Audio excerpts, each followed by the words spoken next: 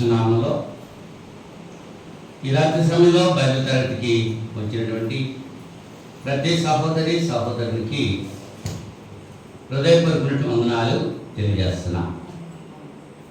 అలాగే ఆన్లైన్లో వాక్యం వింటున్నటువంటి చూస్తున్నటువంటి ప్రతి సహోదరునికి వారి కుటుంబ సభ్యులకు చింతపల్లిలో ఉన్నటువంటి క్రీస్తు సంఘం తరపుగా హృదయపూర్వక వందనాలు తెలియజేస్తున్నాం.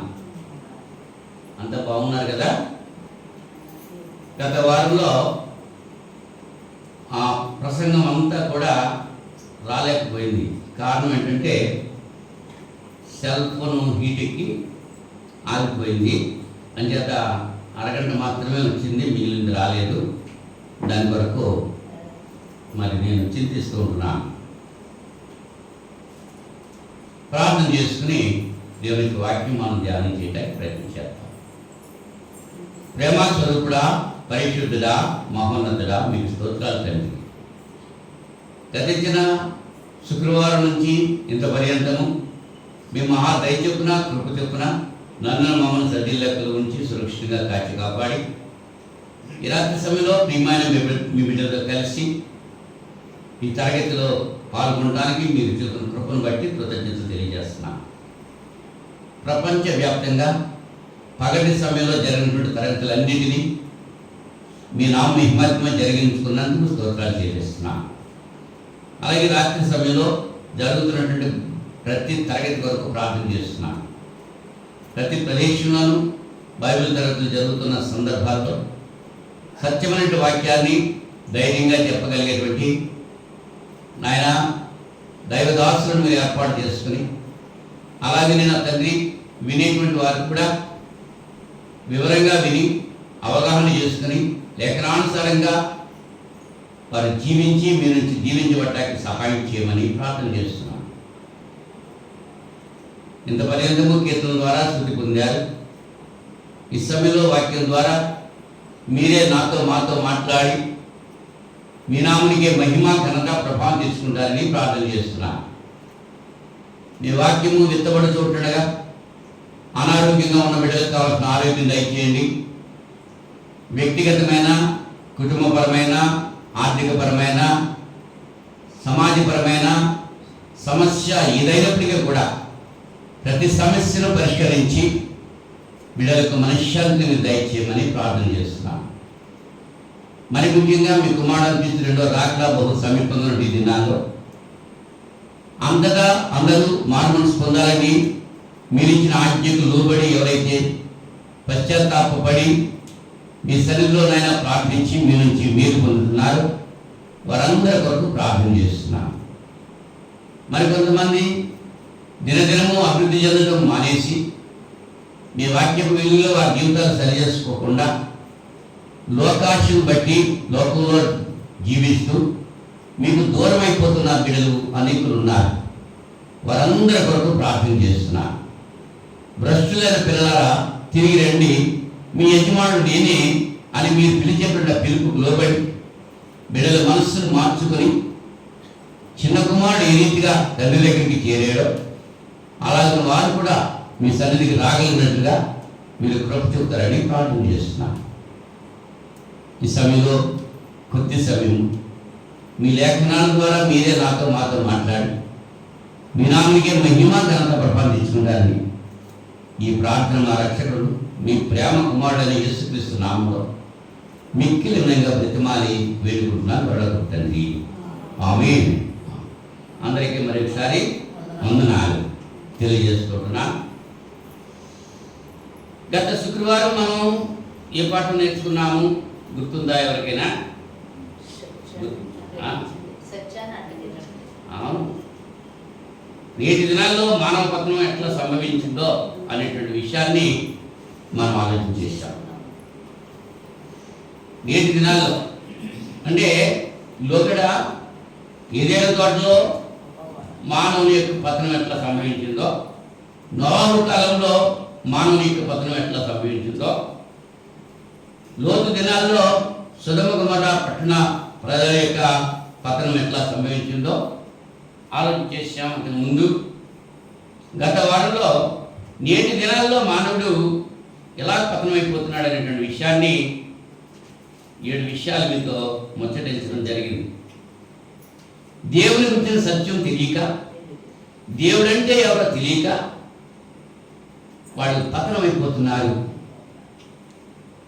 ఒక ఉదాహరణ మీతో పంచుకోవడానికి ఇష్టపడుతున్నాను. ఒక వ్యక్తి ఒక పెద్ద మేడ దగ్గర తోట అంటే గార్డెన్ ఉంటుంది కదా, ఆ గార్డెన్లో పని చేసుకుంటున్నాడు ఒక వ్యక్తి. కొంతమంది వచ్చారు, ఆ ఇంటి యజమాని కలిసి అతనితో మాట్లాడారు.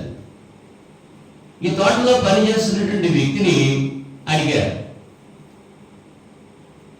ఈ ఇంటి యజమాని ఎవరు, వారిని కలవడానికి మేము వచ్చాము అని చెప్పి వాళ్ళు అన్నారు. ఆయన ఆ తోటలో పనిచేసేటువంటి వ్యక్తి అయితే చెప్తానండి అని లోపలికి వెళ్ళాడు. అంతకుముందు వాళ్ళని ఆహ్వానించి ఇక్కడ కూర్చోండి, ఈ హాల్లో కూర్చోండి, యజమాని పిలుస్తాను అని చెప్పి వెళ్ళిపోయాడు. కాసేపటికి ఆ వ్యక్తి స్నానం చేసి బట్టలు వేసుకుని అక్కడికి వచ్చి హాల్లోకి వచ్చి, ఇప్పుడు చెప్పండి ఈ యజమానితో మీకేం పని అన్నాడు. వాళ్ళు అనుకుంటున్నారు ఆ తోటలో పనిచేసే వ్యక్తే కదా ఇతనితో చెప్పడం ఏంటి, మీ యజమాని పిలువు అని ఏకవచన ప్రయోగంతో మాట్లాడుతున్నారు. మీ యజమాని పిలువు అంటున్నారు. అప్పుడు ఈయనన్నాడు, నేనే యజమాని, మీకేం కావాలో చెప్పండి అన్నాడు. అప్పుడు వాళ్ళు ఎలా ఉంటారు, ఏమవుతారు, వాళ్ళ మనసు ఎలా ఉంటుంది, యజమానే అనుకోలేదు. వీడు యజమాని తెలుసుంటే గౌరవంగానే మాట్లాడతారు, కానీ పనివాడిగా ఉన్నాడు అక్కడ, అంటే గౌరవం ఇవ్వలేదు. ఆయనే యజమాని అని తెలిసిన తర్వాత అప్పుడు గౌరవిస్తూ మాట్లాడుతున్నారు. అలాగనే దేవాది దేవుడు మనకన్నీ సమకూర్చి, మనం సృష్టించి, మనం పోషించి, సంరక్షిస్తున్నటువంటి దేవుణ్ణి మనం గుర్తించక అన్యుల్ని, దైవము కానిటువంటి వారిని ఆరాధిస్తూ సేవిస్తూ వాళ్ళ మాటలు వింటున్నారు చాలామంది. ఆయన నిజమైన దేవుడు అని తెలుసుంటే దేవుళ్ళు కాని వాళ్ళ దగ్గరికి వెళ్ళేటువంటి అవకాశం ఉండదు. వాళ్ళు అలా వెళ్తున్నారంటే నిజమైన దేవుడు ఎవరో గుర్తించలేదన్నమాట. అంటే దేవుడు సృష్టికర్తని, సర్వశక్తి సంపన్నుడని, సర్వజ్ఞుడని, సర్వాంతర్యామని, ఆత్మస్వరూపని, పరిశుద్ధుడని, ప్రేమ స్వరూపని, దేవుడు ఉగ్రుడు రౌద్రుడు అనే సంగతి మానవుడికి తెలియట్లా. పతనమైపోయాడు. అయితే పతనమైపోయినటువంటి మానవుని కొరకు దేవుడు చేసిన ఏర్పాటు ఏమిటో ఈ రాత్రి సమయంలో మనం ఆలోచించేట ప్రయత్నం చేద్దాం. భౌతికంగా పతనమైనటువంటి వ్యక్తి కాదు, ఆత్మీయంగా పతనమైనటువంటి వ్యక్తిని దేవుడే రక్షించాలి. పతనమైనటువంటి వ్యక్తికి రక్షణ, దేవుని యొక్క పరిపాలన, మంచి ఆత్మ సంబంధమైన వాతావరణం అవసరం. ఏదైనా తోటలో పతనమైన మానవునికి దేవుడు పిలిచాడు, అలమా నువ్వెక్కడున్నావు, ఇది నిజమా అనేటువంటి మాట పరిశుద్ధ గ్రంథంలో సాతాను పలికినటువంటి మొట్టమొదటి మాట అయితే, దేవుడైన యెహోవా మనుషులతో మాట్లాడిన మొట్టమొదటి మాట నీవెక్కడ ఉన్నావు. ఈ రాత్రి సమయంలో వాక్యం వింటున్నట్టు మన మట్టికి మనం ఎవరి మట్టికి వాళ్ళకి ప్రశ్నించుకోవాలి. నీవెక్కడ ఉన్నావు, దేవుల్లో ఉన్నావా, లోకంలో ఉన్నావా? ఆదాము ఏం చెప్తున్నాడు, నీ స్వరం విన్నప్పుడు నాకు భయం వేసింది, సిక్కేసింది, అందుకని చెట్ల చాటును దాక్కున్నాను ఉన్నాను అన్నాడు. మరి రాత్రి సమయంలో మనమే చెబుతాం, ఎక్కడున్నావు అంటే శుక్రవారం బైబిల్ తరగతి జరుగుతుంటే క్రైస్తవుడిగా సంఘ సభ్యుడిగా నువ్వు ఎక్కడున్నావు అనేటువంటి ప్రశ్న ఈ రాత్రి సమయంలో దేవుడు వేస్తున్నాడు. దానికి ఎవరికి వారే సమాధానం చెప్పుకోవాలి. అయితే దేవుడు ఈ పతనమైనటువంటి మానవుని రక్షించడానికి ఏర్పాటు చేశాడు. ఆ ఏర్పాటు ఏమిటో దాని గురించి మనం ఆలోచించేద్దాం. ఫోర్డ్ అనేటువంటి మహా వ్యక్తి కారు నిలబెట్టాడు. ఫోర్డ్ కారు పేరు ఫోర్డ్ అని ఉంటారు కొన్ని. అయితే ఆ కారు, ఒక కారు మీద, ఆ ఫోర్డ్ కారు మీద ఒక కుటుంబం ప్రయాణించబడుతున్నారు. కారు ఆగిపోయిందట. కారు ఆగిపోతే వాళ్ళ వల్ల అవట్లా. ఒక మెకానికల్ ఫోన్ చేశాడు, వాడు వచ్చి ఏం చేయలేకపోయాడు. ఆ దారిలో ఒక కారులో ఒక వ్యక్తి ఉన్నాడు. ఆ వ్యక్తి అడిగాడు వీళ్ళని, ఏమిటి ప్రాబ్లము, ఏంటి ఇబ్బంది పడుతున్నారు అని అడిగాడు. వాళ్ళు చెప్పారు, కారు రిపేర్ అయింది, నడవట్లేదు అని చెప్పాను. అప్పుడు ఆయన దిగొచ్చి ఆ కారు బాగు చేశాడు. మెకానికల్ వల్ల అవ్వలేదు, నువ్వు ఎలా చేసావు దీన్ని అని వాళ్ళు అడిగారు. అప్పుడు ఆయన అంటాడు, ఈ కారు తయారు చేసింది నేనే. ఆయన పేరు ఫోర్డ్. నిర్మించిన వాడికి ఆ బాగుపోగులు తెలుస్తాయి. మనం సృష్టించిన సృష్టికర్తకి మన విషయాలన్నీ తెలుసు. ఆయన సర్వజ్ఞుడు, సర్వాంతర్యామి, సర్వజ్ఞాని. కానీ మనమేమనుకుంటున్నాం, నేను చేసే పని ఆయనకి తెలియదులే అనుకుంటున్నాం. వాడు అడగకపోయినా వాడిని రక్షించడానికి దేవుడు ఏం చేశాడు? 3వ అధ్యాయము, ఆదికాండం 3వ అధ్యాయం.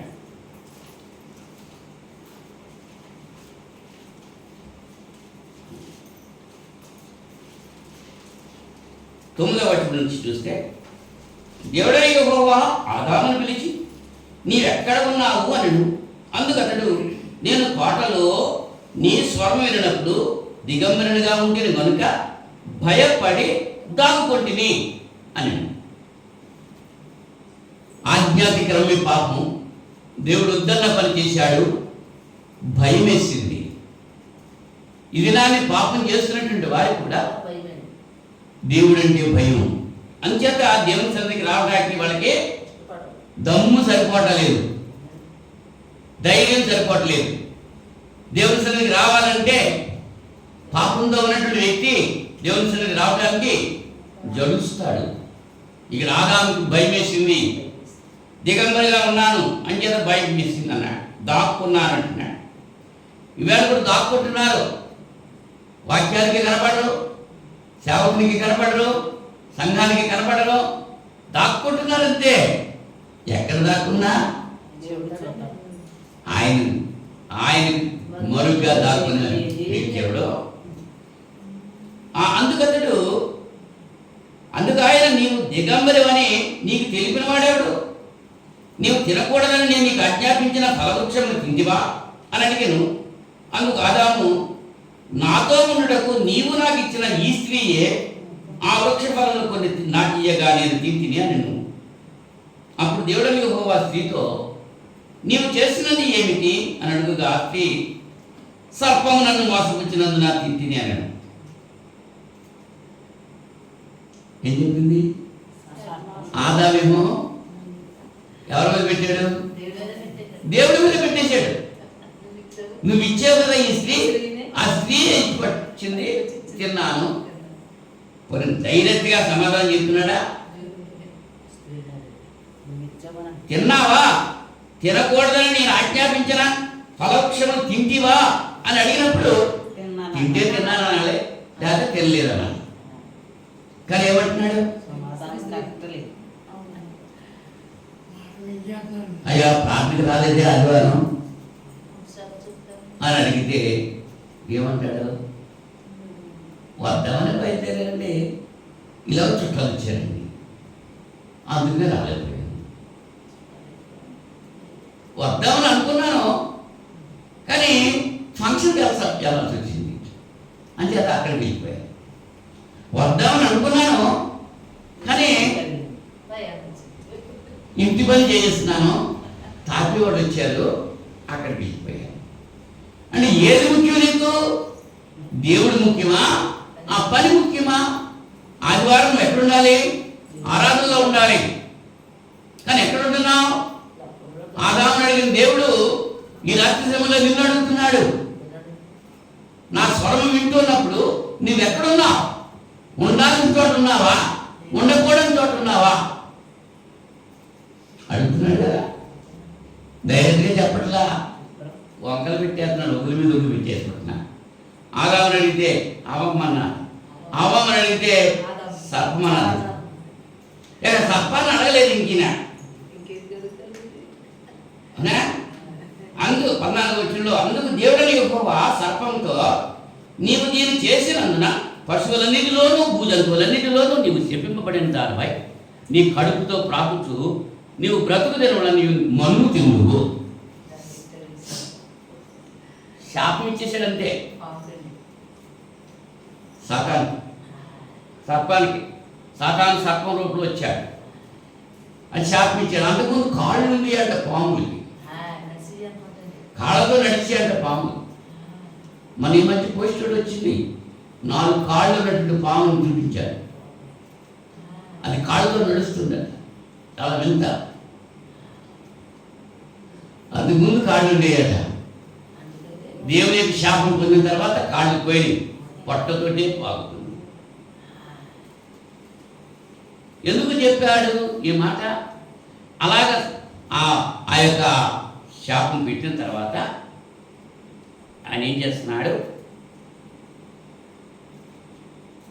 ఆయన ఏం చేశాడండి? ఆ చర్మపు చొక్కాయిని చేయించాడు. వాడు అంతకుముందు కచ్చరాలు కట్టుకున్నారు, ఆకులు కచ్చరాలు చేసుకుని కట్టుకున్నారు. ఇప్పుడు దేవుడు ఏం చేశాడు? చర్మపు చొక్కాయలు చేయించారు.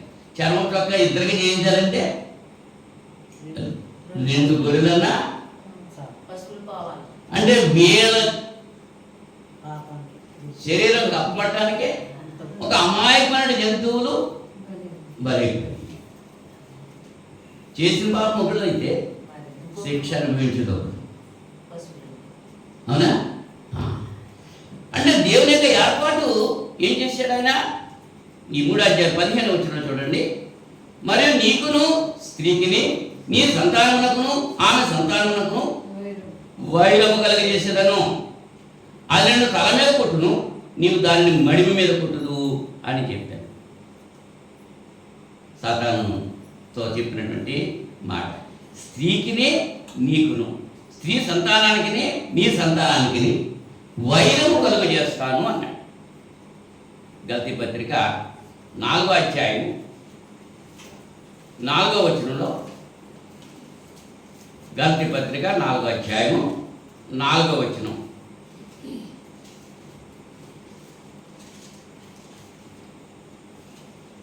అయితే కాలం పరిపూర్ణమైనప్పుడు దేవుడు తన కుమారుని పంపాడు. ఆయన స్త్రీయందు పుట్టి మనం దత్తపుత్రములు కావాలని ధర్మశాస్త్రమునకు లోబడి ఉన్న వారిని విమోచించుటకై ధర్మశాస్త్రమునకు లోబడిన వాడు ఆయను. ఎవరండి? కాలం పరిపూర్ణమైనప్పుడు దేవుడు పరలోకం విడిచి దిగి వచ్చేసాడు అని రాయింది అక్కడ. ఏముంది అక్కడ? దేవుడు తన కుమారుని పంపెను. అంతేకాని దేవుడే దిగి వచ్చేయలేదు. ఇవాళ కొంతమంది బోధకులు దేవుడే దిగి వచ్చేసాడు, ఆయనే యేసు ప్రభువే దేవుడు అని చెప్పి బోధించేటువంటి బోధకులు చాలామంది ఉన్నారు. వారిని అనుసరించేటువంటి విశ్వాసులు చాలామంది ఉన్నారు. లేఖనం ఏం చెప్తుంది? దేవుడు తన కుమారుని పంపెను. ఆయన రాలేదు, ఆయన కుమారుని పంపాడు. ఈ వాగ్దానం అక్కడ నెరవేరింది.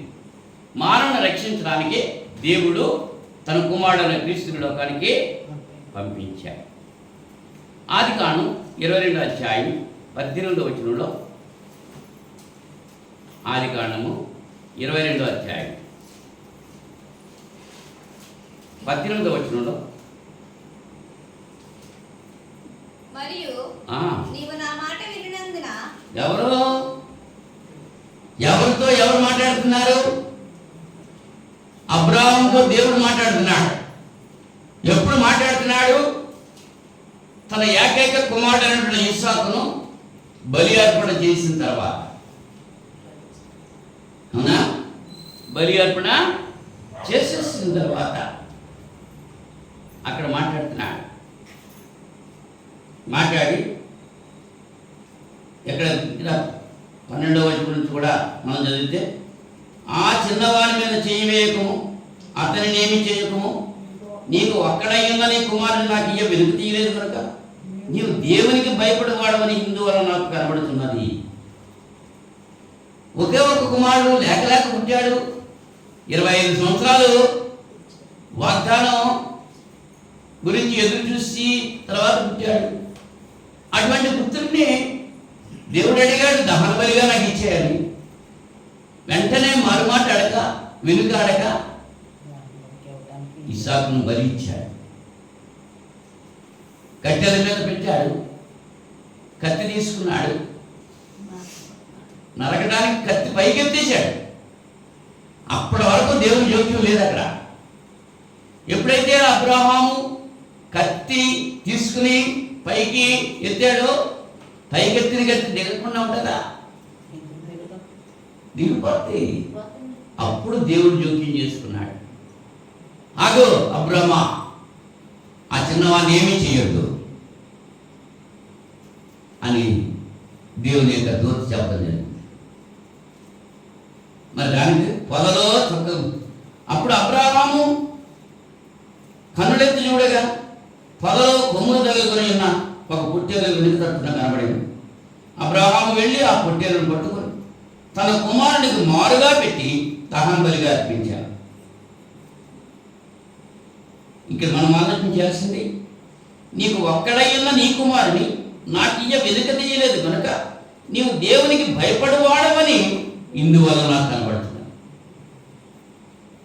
దేవునికి భయపడుతున్నాడు కాబట్టి ఒక్కడైన కుమారుని ఇవ్వడానికి వెనుకండి. దేవుని భయం ఉంది కాబట్టి, ఇవాళ దేవుని భయం లేదు కాబట్టి మనం ఏం చేస్తున్నాం?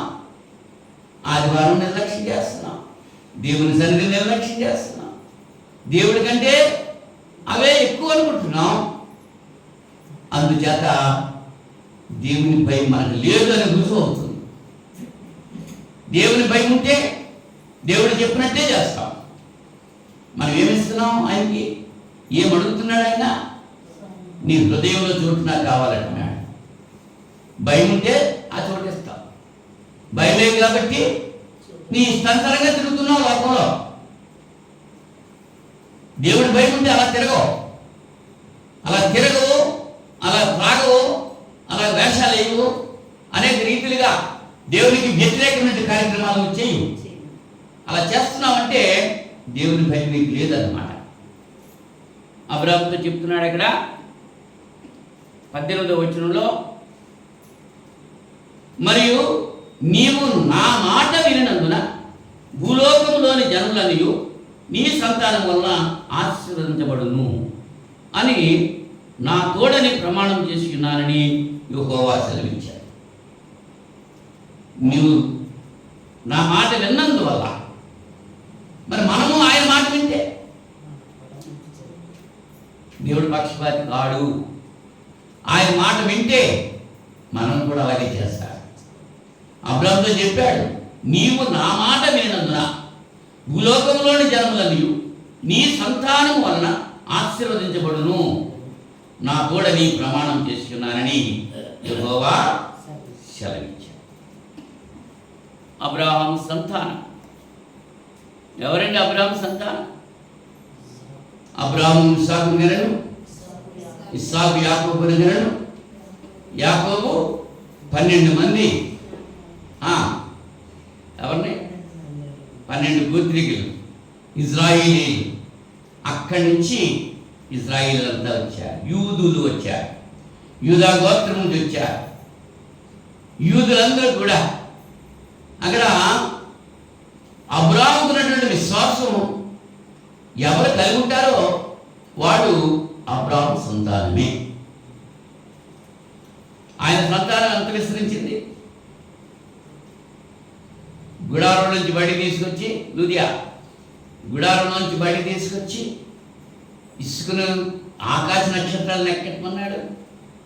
సముద్రం దగ్గర తీసుకెళ్ళి ఇసుక తీసి ఆ ఇసుక రేణులు రెక్కట్టమన్నాడు. అలాగే చేస్తారన్నాడు. మరి ఒక్కసారమ్మా అంతమంది పిల్లల్ని ఎలా కనగలతో ఏమ్మా? చేత ఎవరు అబ్రాహాము లాంటి విశ్వాసం కలిగి ఉన్నారో వాడు అబ్రాహాము సంతానం. యేసుప్రభు వారు స్వస్థపరిచిన సందర్భంలో ఊత కుడి చెయ్యగల వాడిని స్వస్థపరిచినప్పుడు, బలహీన పడిపోయి నడుము ఉంగిపోయిన స్త్రీని స్వస్థపరిచినప్పుడు యేసుప్రభు చెప్పింది, ఇతడు అబ్రాహాము కుమారుడే, ఈమె అబ్రాహాము కుమార్తె.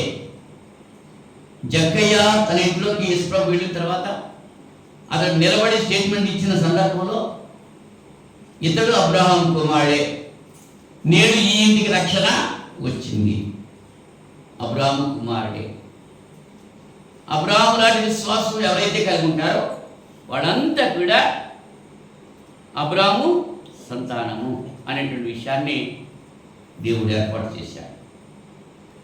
సమూయేలు 2వ గ్రంథం 7వ అధ్యాయం 12వ వచనం నుంచి, సమూయేలు 2వ గ్రంథం 7వ అధ్యాయం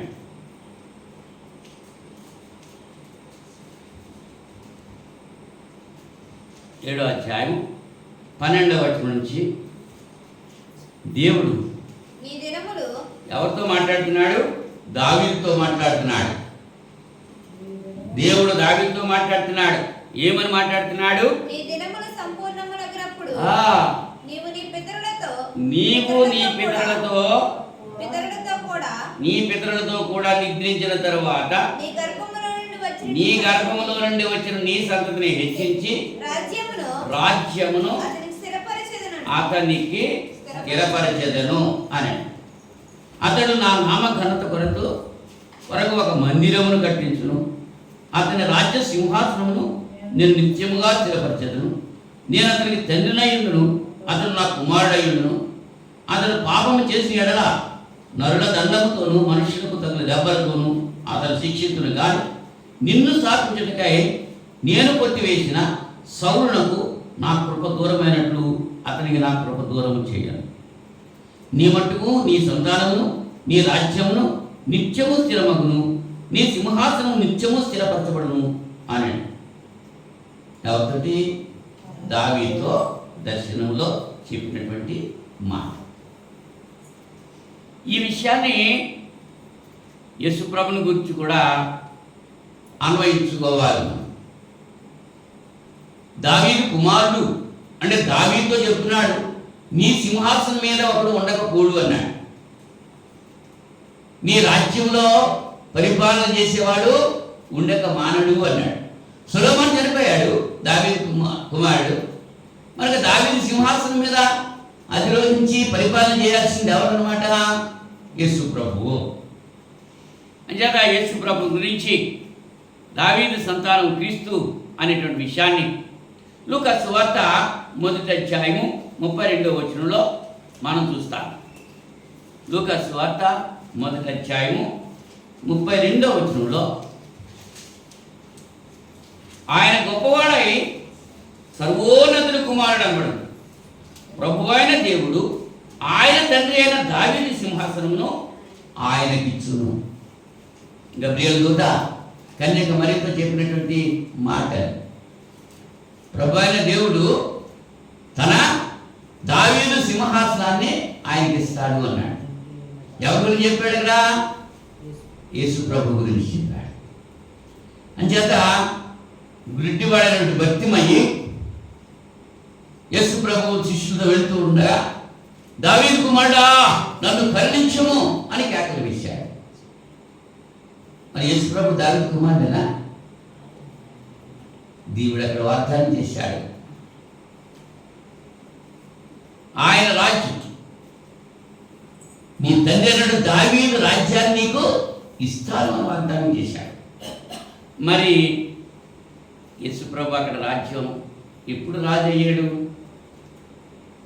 యేసు ప్రభు ఎప్పుడు రాజు అయ్యాడు అనేటువంటి విషయాన్ని మనం ఆలోచించడానికి దానియేలు గ్రంథం 2వ అధ్యాయం, దానియేలు గ్రంథం 2వ అధ్యాయం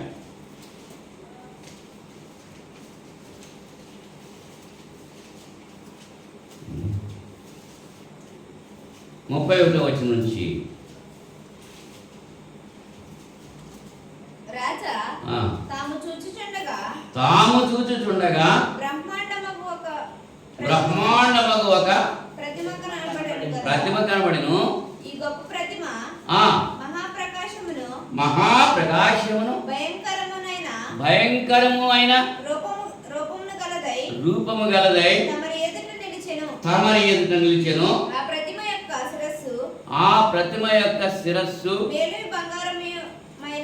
మేలిమి బంగారు మయమైనదియు, దాని రొమ్మును భుజములను వెండివియు, దాని ఉదరమును తొడలను ఎత్తడివియు, దాని మోకాళ్ళు ఇనుపవియు, దాని పాదములో ఒక భాగము ఇనుపదియు ఒక భాగం మట్టిదియును. మరియు చేతి సహాయము లేక తీయబడిన ఒక రాయి ఇనుమును మట్టియు కలిసిన ఆ ప్రతిమ యొక్క పాదముల మీద పడి దాని పాదములను తుత్తులుగా విరగొట్టెను. విరగొట్టినట్టు తమకు కనబడెను. అంతటా ఇనుమును మట్టియు ఎత్తడియు వెండియు బంగారు ఏకముగా దంచబడి కళ్ళములోని చెత్తవలే కాగా వాటికి స్థలము ఎచ్చడను దొరకకుండా గాలి వాటిని కొట్టుకుని పోయింది. ప్రతిమను విరిగొట్టిన ఆ రాయి సర్వభూతలమంత మహాపర్వతమాయను. తాము కనిన కళ ఇదే, దాని భావము రాజు సముఖమున మేము తెలియజెప్పేదాం. పరలోకమందున దేవుడు రాజ్యమును అధికారమును బలమును ఘనతయు తమరికి అనుగ్రహించి ఉన్నాడు. తమరు రాజులకు రాజై ఉన్నారు. ఆయన మనుష్యులు నివసించే ప్రతి స్థలమందును మనుష్యులనేమి భూజంతువులనేమి ఆకాశ పక్షులనేమి అన్నిటినీ ఆయన తమరి చేతికి అప్పగించి ఉన్నాడు. వారందరి మీద తమరికి ప్రభుత్వం అనుగ్రహించి ఉన్నాడు. తామే ఆ బంగారపు శిరస్సు. బబులోను సామ్రాజ్యం గురించి చెప్తున్నాడు. నెబుకద్నెజరు వచ్చినటువంటి కళ యొక్క భావము దానియేలు చెబుతూ ఆ రాజ్యం గురించి చెప్తున్నాడు. ఒక బొమ్మ వచ్చిందంట. ఆ బొమ్మ శిరస్సు బంగారంతో ఉంది. ఎంతటి ఉందమ్మా? బంగారంతో ఉంది. భుజాలేమో ఛాతీ భుజాలు వెండి, ఉదరము తొడలు ఎత్తడి, మోకాళ్ళు పాదాలు ఇనుము మట్టి. ఇది దేని గురించి తెలియజేస్తుందంటే ఈ శిరస్సు బంగారు శిరస్సు అనేది బబులోను సామ్రాజ్యం గురించి తెలియజేయబడింది. క్రీస్తుకు పూర్వం 625వ సంవత్సరం నుంచి 539వ సంవత్సరం వరకు బబులోను సామ్రాజ్యం విలసిల్లింది. అది బంగారులాగా ఉంది. దాని తర్వాత క్రీస్తు పూర్వం 539వ సంవత్సరం నుంచి 331వ సంవత్సరం వరకు మాదియా పారసిక రాజ్యం ఉంది. చరిత్రలో ఉన్నటువంటి సంఘటన. క్రీస్తుకు పూర్వం 331వ సంవత్సరం నుంచి 168వ సంవత్సరం వరకు గ్రీకు సామ్రాజ్యం పరిపాలన చేసింది ప్రపంచం. గొప్ప సామ్రాజ్యం అన్నమాట. గ్రీకు వీరుడు అలెగ్జాండర్ ఆ పరిపాలన మరి ప్రపంచమంతా. అలాగనే క్రీస్తు పూర్వం 133 సంవత్సరం నుంచి క్రీస్తు శకం 476 సంవత్సరం వరకు రోమా సామ్రాజ్యం పరిపాలన జరిగింది. అది ఇనుము మట్టితో కలిసినటువంటి రాజ్యం, అది రోమా సామ్రాజ్యం. ఆ రాజుల కాలంలో దేవుడు ఒక రాజ్యాన్ని ఏర్పాటు చేశాడు. రోమా ప్రభుత్వ కాలంలో దేవుడు రాజ్యాన్ని దేవుడు ఏర్పాటు చేశాడు. చేతి సహాయం లేక తీయబడినటువంటి రాయి, ఈ ఇత్తడిని, ఇనుము, వెండి, బంగారం వీటన్నిటిని కూడా తునాతునగా దంచేసి ఆ పొడువు అయిపోతే ఆ పొడువు అంతా ఎగిరిపోయింది. క్రీస్తు రాజ్యం ముందు అవి దుమ్ముగా ధూళిగా ఎగిరిపోయింది. క్రీస్తు యొక్క సామ్రాజ్యం, రోమా సామ్రాజ్యం కైసర్ ఔగుస్తు అనేటువంటి చక్రవర్తి పరిపాలన చేస్తున్నటువంటి కాలంలో యేసు ప్రభు జన్మించారు. అమ్మా, కైసరు ఔగుస్తు వలన ఆజ్ఞ ఆయను అని రాయబడింది లూకా సువార్త 2వ అధ్యాయం. రోమా పరిపాలన చేస్తున్నటువంటి కైసర్ సీజర్ అన్నమాట. తర్వాత యేసు ప్రభు వారు తిబెరీ కైసర్ చక్రవర్తి కాలంలో సిలువ వేయబడ్డాడు. ఆయన ఆ రోమా ప్రభుత్వ కాలంలోనే ఇది జరిగింది. ఆ రోమా ప్రభుత్వ కాలంలోనే యేసు ప్రభు రాజు అయ్యాడు. రాజ్యం స్థాపించబడ్డది. పతనమైనటువంటి మానవుణ్ణి రక్షించడానికి దేవుడు తన కుమారుడిని పంపి ఆయన ఒక రాజ్యాన్ని ఏర్పాటు చేశాడు. ఏ సమయంలో రాజు అయ్యాడినా దానియేలు గ్రంథం 7వ అధ్యాయంలో 13, 14 వచనంలో, దానియేలు గ్రంథం 7వ అధ్యాయం. రాత్రి కలిగిన దర్శనం నేను ఇంకా చూచుచుండగా ఆకాశ మేఘారుడై మనిషి కుమారుని పోలికన ఒకడు వచ్చి ఆ మహావృద్ధుడగు వాని సన్నిధిని ప్రవేశించి ఆయన సముఖమునకు తేవడెను. సకల జనులను, రాష్ట్రములను, ఆయా భాషలు మాట్లాడేవారును ఆయనను సేవించినట్లు ప్రభుత్వమును, మహిమయు, ఆధిపత్యమును ఆయనకి ఇవ్వబడెను. ఆయన ప్రభుత్వము శాశ్వతమైనది, అదెన్నటికి తొలగిపోదు. ఆయన రాజ్యము ఎప్పుడు లయం కాదు. ప్రకటన గ్రంథం 5వ అధ్యాయము 9వ వచనంలో, ప్రకటన గ్రంథం 5వ అధ్యాయం 9వ వచనంలో ముద్ర వేయబడినటువంటి పుస్తకం అక్కడ ఉంది. 7 ముద్రలు కలిగిన పుస్తకం. ఆ ముద్రలు ఎవరు ఇప్పుతారు, ఆ ముద్రలు విప్పేవాడు ఎవరు అని యోహాను గారు బాధపడుతూ ఉంటున్న సందర్భంలో, నువ్వేం భయపడకు, ఆ గొర్రెపిల్ల, ఆ యూదా గోత్రపు 5వ వచనంలో 7 వకము, ఇదిగో దావీదుకు చిగురైన యూదా గోత్రపు సింహము 7 ముద్రలను తీసి ఆ గ్రంథం ఇప్పటికై జైవ పొందినని నాతో చెప్పాను. మరియు సింహాసములకును, ఆ 4 జీవులకును, పెద్దలకును మధ్యను వధింపబడినట్లుండిగా గొర్రెపిల్ల నిలిచి ఉండుట చూచి తిని. ఆ గొర్రెపిల్లకు 7 కొమ్ములను 7 కన్నులను ఉండెను. ఆ కన్నులు భూమి అంతటికి పంపబడిన దేవుని 7 ఆత్మలు. ఆయన వచ్చి సింహాసనం ఆశీర్వయుండు వాని కుడి చేతిలో నుండి ఆ గ్రంథం తీసుకునేను.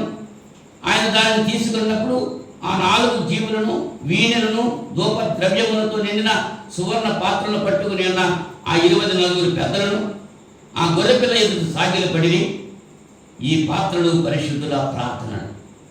ఆ పెద్దలు, నీవు ఆ గ్రంథము తీసుకొని దాని ముద్రలు విప్పుటకు యోగ్యుడవు, నీవు వధింపబడిన వాడివై నీ రక్తం ఇచ్చి ప్రతి వంశములోను, ఆయా భాషలు మాట్లాడేవారిలోను, ప్రతి ప్రజలోను, ప్రతి జనంలోను దేవుని కొరకు మనుషులు కొని మా దేవునికి వారిని ఒక రాజ్యముగాను యాజకులుగాను చేసేటివి కనుక వారు భూలోకమందు ఏలుగులని క్రొత్త పాట పాడు.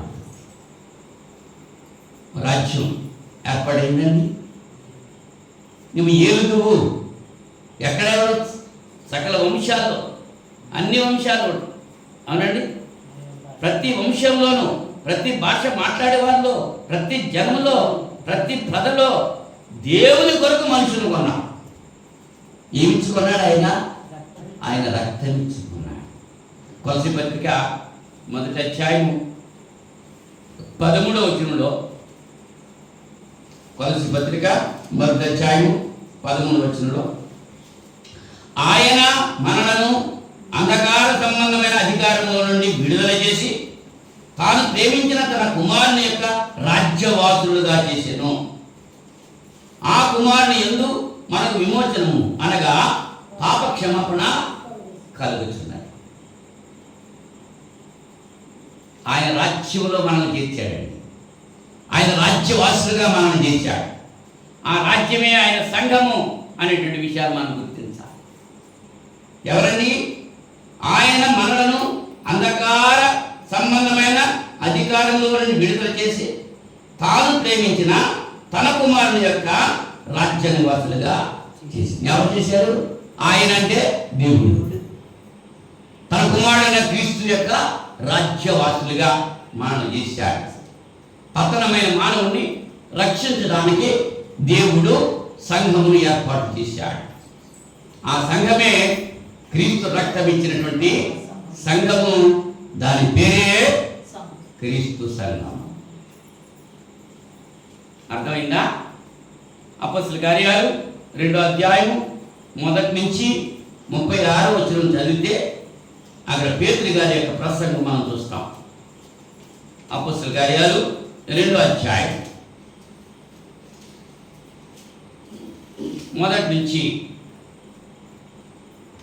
ఆ ప్రసంగం అంతా ఇప్పుడు చదవాలంటే వీలు పడదు, సమయం సరిపోదు.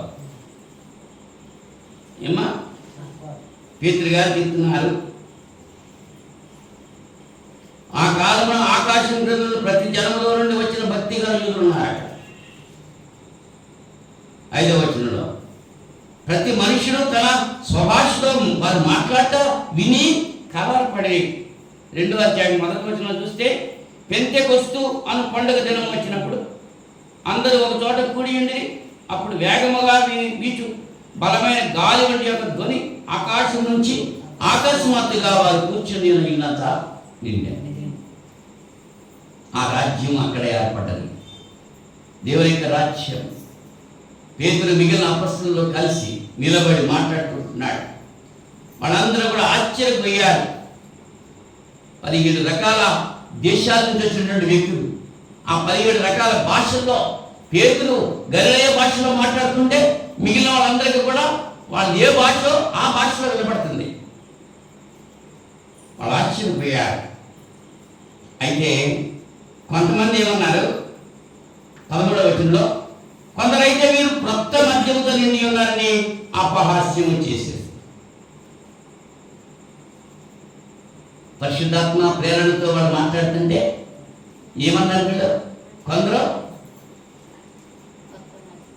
కొత్త సారాతో నిండిపోయారు అని చెప్పి అన్నారు. పేతురు మాట చెప్పి ఆ నొక్కండితో కూడా లేచి అంటున్నాడు, యోదయ మనుషులారా, యెరూషలేములో కాపురున్న సమస్త జనులారా, ఇది మీకు తెలియదాక చెవి యొగ్గి నా మాటలు వినడి. మీరు ఊహించినట్టు వీరు మత్తులు కాదు, ప్రొద్దుపడితే జామైనా కాలేదు. యోవేలు ప్రవక్త ద్వారా చెప్పబడిన సంగతి ఇదే, ఏమనగా అంత్య దినముల యందు నేను మనుషులందరి మీద నా ఆత్మను కుమ్మరించెదను. మీ కుమారులు మీ కుమార్తెలు ప్రవచించెదరు, మీ యవ్వనులు దర్శనలు కలుగును, మీ వృద్ధులు కలలు కందురు. ఆ దినంలో నా దాసుల మీద నా దాసుల మీద నా ఆత్మ కుమ్మరించెదరని వారు ప్రవచించెదరు. ఇవన్నీ కూడా యోవేలు ద్వారా ప్రవచించబడిన ప్రవచనం నెరవేరింది.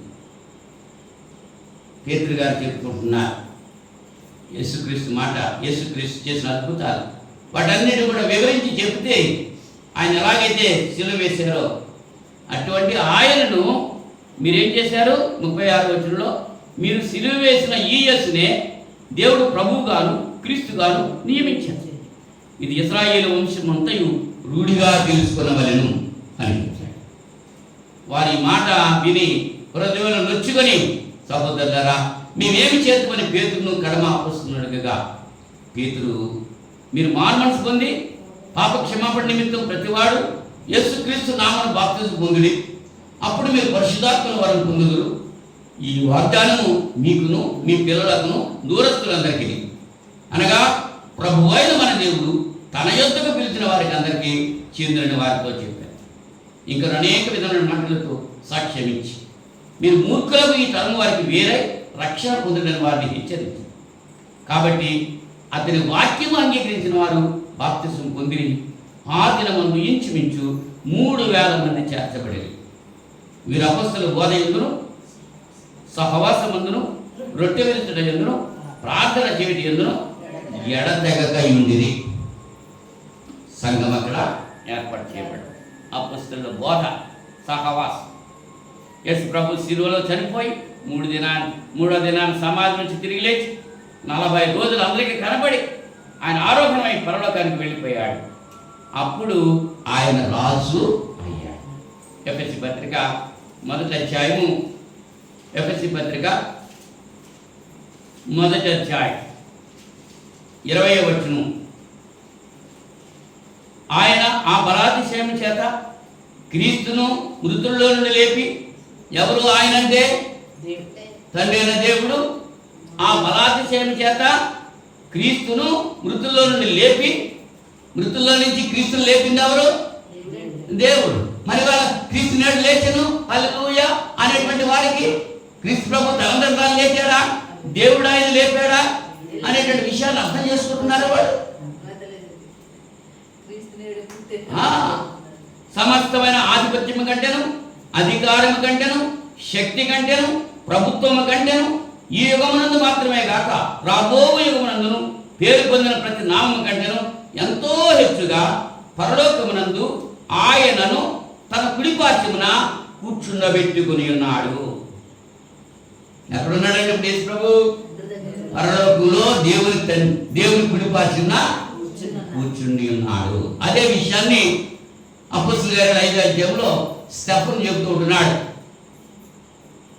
యేసు ప్రభు దేవుని కుడిపార్శ్వన నిల్చున్నాడు, నేను చూస్తున్నాను అంటున్నాడు. ఆ స్టెఫను గారిని ఆత్మను తీసుకుంటాకే, ఆయనకి వెల్కమ్ చెప్పాకే యేసు ప్రభు లేచి నిలబడ్డాడు అక్కడ. యేసు ప్రభు నా ఆత్మని నువ్వు చేర్చుకో అని చెప్పి చనిపోతూ స్టెఫను మాట్లాడిన మాటలు. యేసు ప్రభు లేచి అతని ఆత్మను చేర్చుకుంటానికి నిలబడ్డాడు తండ్రి కుడిపార్శ్వన నుండి. ఇవాళ ఆయన ఈయన ఒకటే అని చెప్పేటువంటి బోధలు ఎక్కువైపోతున్నాయి. తండ్రి కుమారుడు, కుమారుడే తండ్రి అని చెప్పే బోధలు ఎక్కువైపోతున్నాయి. అర్థం చేసుకోవాలంటే అవకాశం ఇవ్వట్లా. మనుషుల బోధ, మనుషుల వాళ్ళ కపట ఆలోచనలు, మనుషులు కల్పించిన పద్ధతులు, పారంపర్య ఆచారాలు, వాటిని పట్టుకుని వేలాడుతున్నారు తప్ప దేవునికి వాక్యాన్ని పరిశీలన చేసేవారు చాలా తక్కువ మంది ఉన్నారు. క్రీస్తు రాజ్యం స్థాపించబడ్డది. ఎక్కడ స్థాపించబడ్డది? కొలస్సీ పత్రిక 3వ అధ్యాయం 13వ వచనంలో అదే చదువుకున్నాం. ఎక్కడి నుంచి ఆయన మనల్ని అంధకార సంబంధమైనటువంటి శక్తుల నుంచి, చీకటిలో నుంచి ఎక్కడికి తీసుకొచ్చాడు ఆయన? ఆశ్చర్యకరమైన తన వెలుగులో.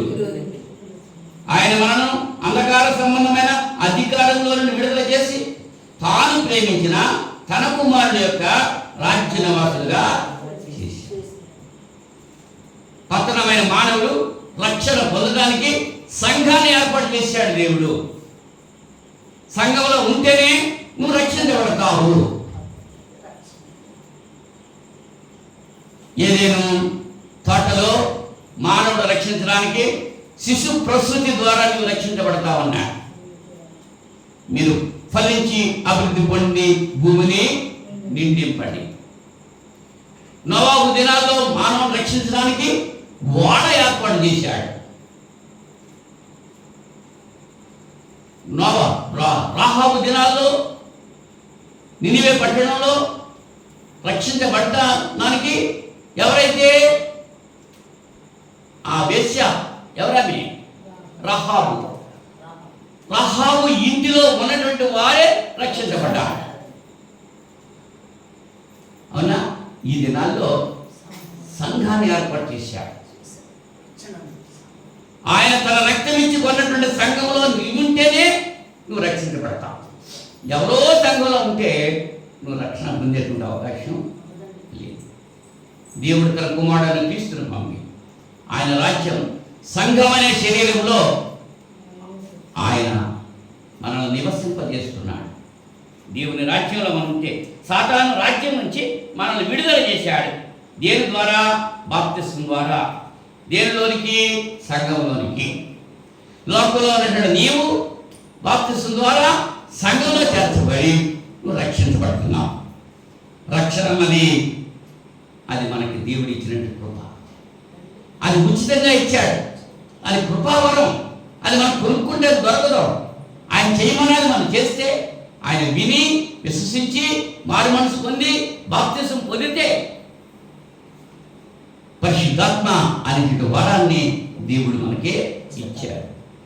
నువ్వు ఎప్పుడైతే పరిశుద్ధాత్మ బాప్తిసం పొందావో అప్పుడే పరిశుద్ధాత్మ వరం నీ మీదకి వచ్చింది. అంటే నీలో ఉన్న ఆత్మని నువ్వు ఆర్పకూడదు. ఆ ఆత్మ చాలా సెన్సిటివ్. ఏమాత్రం పాపం చేసినా మనలో నుంచి ఆ ఆత్మ దేవుని ఆత్మ వెళ్ళిపోతాడు. దేవుని ఆత్మ వెళ్ళిపోతే దురాత్మ వచ్చి కూర్చుంటాడు. దురాత్మ రాజుగా ఉంటే మన శరీరం వాళ్ళ అధీనంలో ఉండిపోతుంది. చేయరాని కార్యాలకి భ్రష్ట మనసుకు దేవుడు వారిని అప్పగించాడని రోమపత్రిక 1వ అధ్యాయంలో మనం చూస్తున్నాం. దుర్నీతి చేత సత్యమును అడ్డగించే మనుషుల యొక్క అవిధేయత మీదకి దేవుని యొక్క ఉగ్రత ఆకాశం నుంచి బయలుపడుతుంది. ఆ ఉగ్రత నీకు రాకుండా ఉండాలి అంటే ఈ రాత్రి సమయంలో వాక్యం వింటున్నటువంటి నువ్వు ఎవరైనా సరే దేవుని కుమారుడైన క్రీస్తు పాలించేటువంటి క్రీస్తు తన రక్తం ఇచ్చి కొన్నటువంటి సంఘంలో సభ్యురాలుగా ఉంటే నీవు రక్షించబడతావు. లేని ఎడల ఆ రక్షణ నీకు లభించదు. నోవాహు దినాల్లో ఎవరైతే ఓడలో ప్రవేశించారో వాళ్ళే రక్షించబడ్డారు. రాహాబు దినాల్లో రాహాబు ఇంటిలో ఉన్నవాళ్ళే రక్షించబడ్డారు. మరి ఇవాళ క్రీస్తు సంఘంలో ఉన్న వాళ్ళే రక్షించబడతారు. నువ్వు ఏ సంఘంలో ఉన్నావు? వారి అపొస్తలుల బోధ యందు, సహవాసమందు, రొట్టె విరుచులందు, ప్రార్థన చేయటందు ఎడతెగక ఉన్నాడు. అపొస్తలుల కార్యాలు 20వ అధ్యాయం 7వ వచనంలో ఆదివారమున రొట్టె విరుచులకు మేము కూడినప్పుడు అంటున్నాడు. ఆదివారం రొట్టె విరవాలి. నెలలో ఒక వారం, నెలకు ఒకసారి, 2 నెలలకు ఒకసారి, 3 నెలలకు ఒకసారి కాదు. రొట్టె విరచడం అన్నది ఆదివారం రొట్టె విరిచాడు ఆదిమ సంఘం.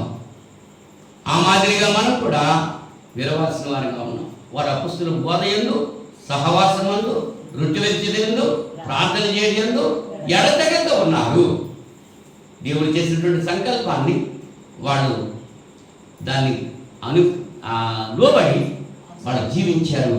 ఆదిమ సంఘము అభివృద్ధి చెందింది. ఆ సంఘాన్ని పాడు చేయాలని నీరో చక్రవర్తి చాలా ప్రయత్నం చేశారు. చాలామంది ప్రయత్నం చేశారు. ఎవరైతే ఆ సంఘాన్ని పాడు చేయాలని చూశారో వాళ్ళు అట్టడుగుకు వెళ్ళిపోయారు. ఆ సంఘము ఎత్తబడి అభివృద్ధి చెంది. నేటి దినాల్లో కూడా క్రీస్తు తన సంఘాన్ని పాడు చేయాలని ఎన్ని గుంట నక్కలు పనిచేసినా ఆయన సంఘము దినదినము అభివృద్ధి చెందుతుంది. నువ్వు క్రీస్తు సంఘంలో ఉంటే దేవుడిని దీవించి తన కుమారుని రాజ్యవాసులుగా మనల్ని చేశాడు దేవుడు. అవునా? ఆ దేవుని రాజ్యంలో నువ్వు ఉన్నావు. అందుచేత నువ్వు చాలా ధన్యుడు. అటువంటి ధన్యత మనకు అనుగ్రహించిన దేవునికి స్తుతులు స్తోత్రాలు చెల్లిస్తూ ఆ రాజ్యంలో మనం ఎలా ఉండాలో, రాజ్యంలో ఉన్నంత మాత్రాన్ని సరిపోద్దా? ఆ రాజ్యంలో ప్రవర్తన ఎలా ఉండాలి, లోకంలో ఎలా ఉన్నాము, రాజ్యంలోకి వచ్చిన తర్వాత ఎలా ఉండాలి అనేటువంటి విషయాలు దేవుని చిత్తమైతే రేపు శుక్రవారం మనం ఆలోచించేందుకు ప్రయత్నం చేద్దాం. ప్రార్థన చేసుకున్నాం. మహోన్నతుడా, పరిశుద్ధుడా, జీవాధిపతి, సృష్టికర్త మీకు స్తోత్రాలు. ఈ రాత్రి సమయంలో విత్తబడ్డ వాక్యం బిడ్డ హృదయాలు భద్రపరుచుకుంటాకి అది ఫలించి 30 అరుదంతులుగా ఫలించడానికి మీరు సహాయం చేయమని ప్రార్థన చేస్తున్నాం. స్థానిక సంఘంలో విన్నటువంటి బిడ్డలు మాత్రమే కాదు, ఆన్లైన్లో వాక్యం వింటున్నటువంటి ప్రతి బిడ్డను మీరు దీవించి ఆశీర్వదించండి. నశించిపోయినటువంటి మానవుని రక్షించడానికి దేవుడు చేసినటువంటి ఏర్పాటు సంఘము అనేటువంటి విషయాన్ని ప్రతి ఒక్కరు గుర్తించి ఆ సంఘములో ప్రవేశించడానికి మంచి మనసు బిడ్డలందరికీ దయచేయమని ప్రార్థన చేస్తున్నాను. క్రీస్తు బోధ ఎందుకు నిలిచి ఉండగా దాని విడిచి ముందుకు సాగు ప్రతివాడు శాపగ్రస్తుడవుతాడని యోహాను 2:9 మేము చూసుకుంటున్నాం. కనుక మీ బోధ విని మీ మాటకు లోబడి మీ చిత్తానుసారంగా మేము జీవిస్తూ మరణపర్యంత నమ్మకంగా ఉండడానికి లేని ఎడలా మీ కుమారుడు అనిపిస్తే 2వ రాకడలో మేము ఎత్తపడటానికి కావాలని సిద్ధపడటం అందరికీ దయచేయండి ప్రార్థన చేసుకుంటున్నాం. వాక్యం ఉన్న ప్రతి బిడ్డను జీవించండి. మీ చిత్తమైతే మరొక శుక్రవారం ప్రియమైన మీ బిడ్డలతో కలిసి పరిశుద్ధ లేఖనాలు పంచుకునే మహాభాగ్యం ప్రసాదిస్తారని ఈ ప్రార్థన మా రక్షకుడు మీ ప్రియకుమారుడు యేసుక్రీస్తు నామములో వేడుకుంటున్నాను తండ్రి. ఆమేన్. అందరికీ వందనాలు.